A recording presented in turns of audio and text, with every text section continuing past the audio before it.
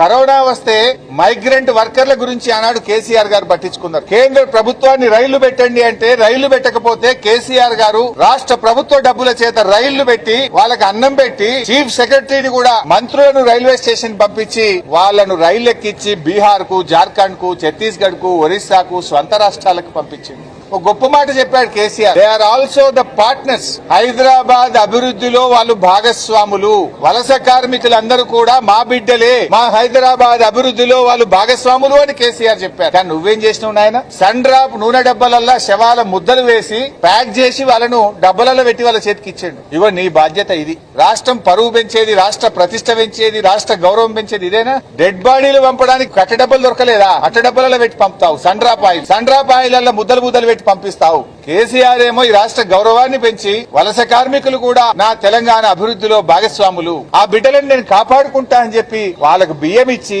అన్నం పెట్టి, రైళ్లు పెట్టి, స్వస్థలాలకు పెంచి వాళ్ళను కాపాడుకున్నాడు కేసీఆర్. కానీ నువ్వు వాళ్ళు వలస కార్మికులని వాళ్ళకు ఎక్స్గ్రేషియా ఇయ్యవు, కనీసం డెడ్ బాడీలను కట్టడబ్బలలో పెట్టి గౌరవప్రదంగా ఇచ్చి ఇయ్యవు. నువ్వు ఇంత అమానవీయంగా వ్యవహరిస్తావా మిస్టర్ రేవంత్ రెడ్డి అని నేను అడుగుతా ఉన్నా.